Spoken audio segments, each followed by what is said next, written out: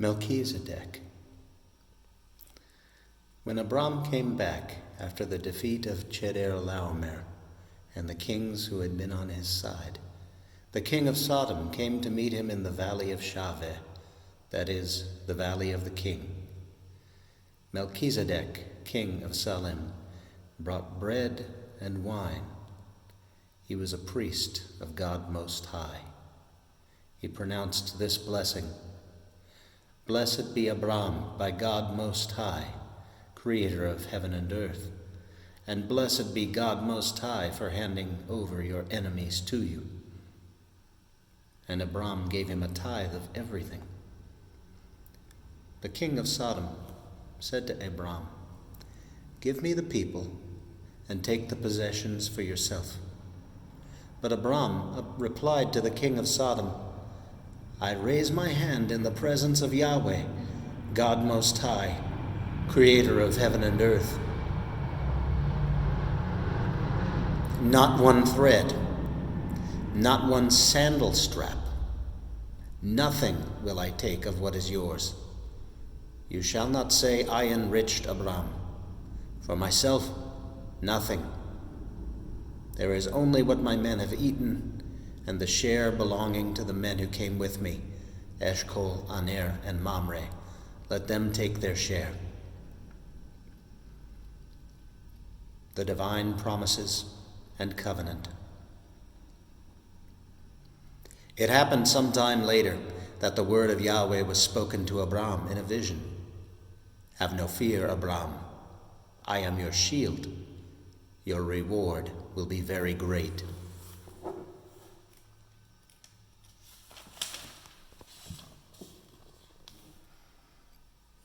"My Lord Yahweh," Abram replied, "what do you intend to give me?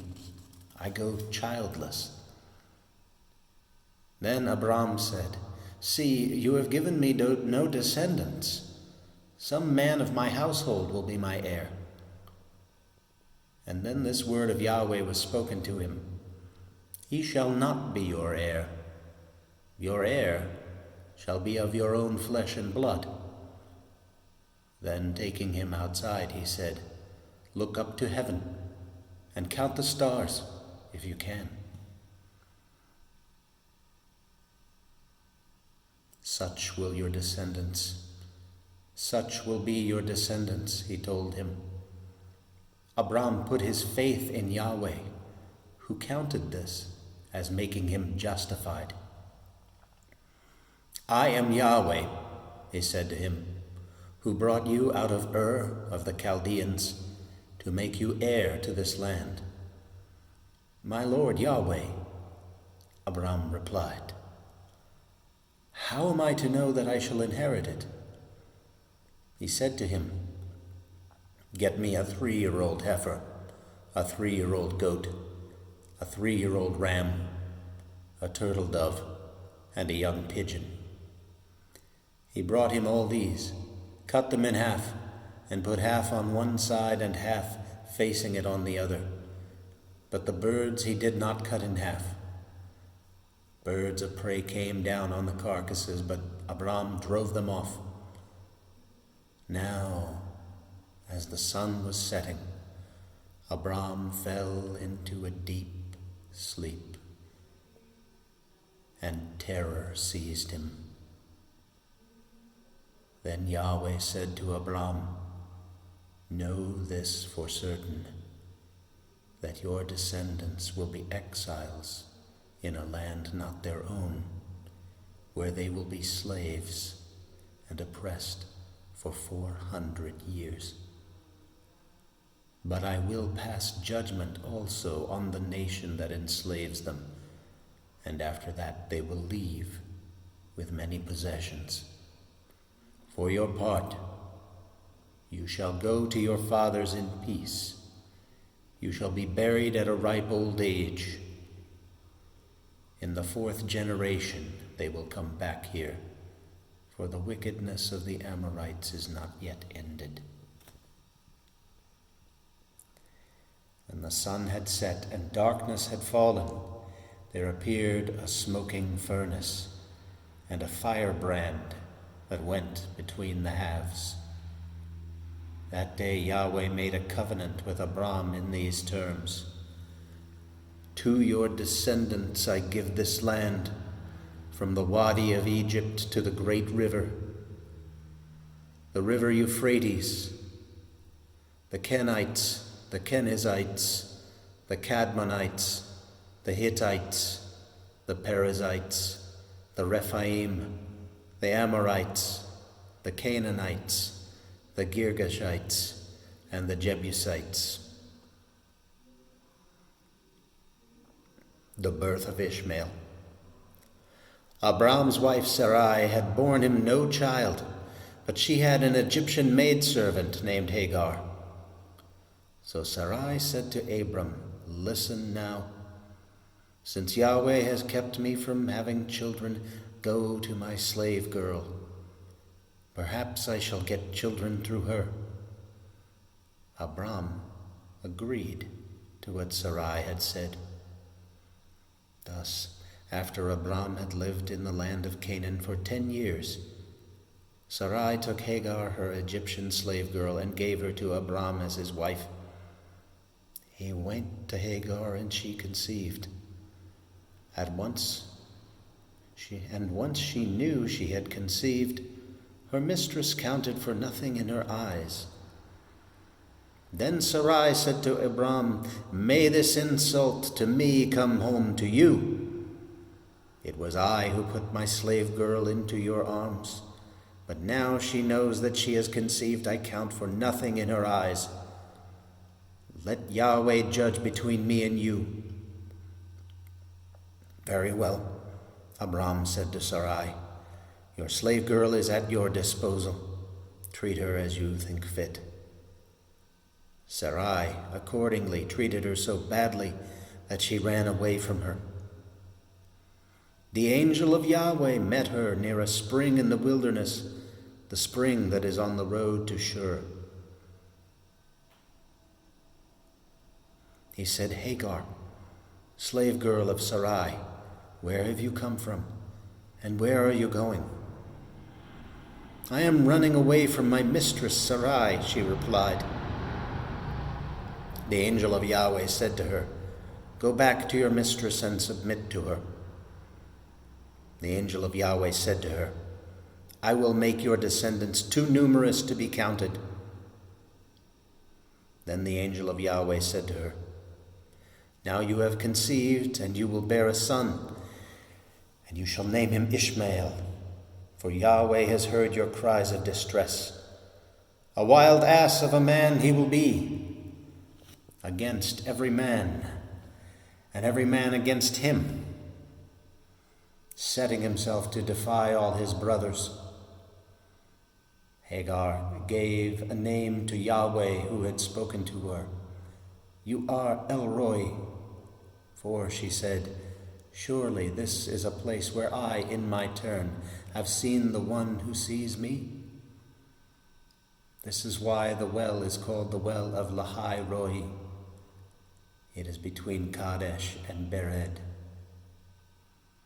Hagar bore Abram a son, and Abram gave to the son that Hagar bore the name Ishmael. Abram was 86 years old when Hagar bore him Ishmael. The covenant and circumcision. When Abram was 99 years old, Yahweh appeared to him and said, "I am El Shaddai. Bear yourself blameless in my presence, and I will make a covenant between myself and you, and increase your numbers greatly." Abram bowed to the ground, and God said this to him, "Here now is my covenant with you. You shall become the father of a multitude of nations. You shall no longer be called Abram. Your name shall be Abraham, for I make you father of a multitude of nations. I will make you most fruitful. I will make you into nations, and your issue shall be kings. I will establish my covenant between myself and you and your descendants after you, generation after generation, a covenant in perpetuity, to be your God and the God of your descendants after you. I will give to you and to your descendants after you the land you are living in, the land of Canaan, to own in perpetuity, and I will be your God. God said to Abraham, you on your part shall maintain my covenant, yourself and your descendants after you, generation after generation. Now this is my covenant which you are to maintain between myself and you, and your descendants after you. All your males must be circumcised. You shall circumcise your foreskin, and this shall be the sign of the covenant between myself and you. When they are 8 days old, all your male children must be circumcised, generation after generation of them, no matter whether they be born within the household or brought from a foreigner, not one of your descendants. They must always be circumcised, both those born within the household and those who have been bought. My covenant shall be marked on your bodies as a covenant in perpetuity. The uncircumcised male whose foreskin has not been circumcised, such a man shall be cut off from his people. He has violated my covenant. God said to Abraham, as for Sarai, your wife, you shall not call her Sarai, but Sarah. I will bless her, and moreover give you a son by her. I will bless her, and nations shall come out of her. Kings of people shall descend from her.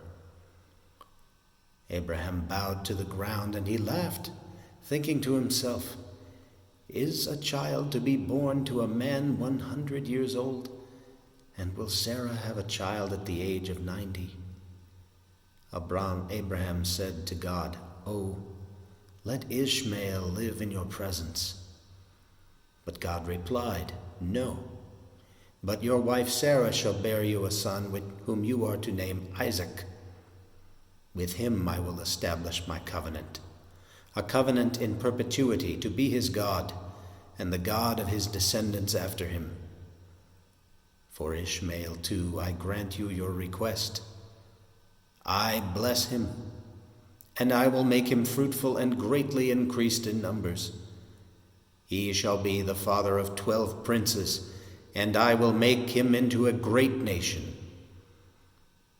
But my covenant I will establish with Isaac.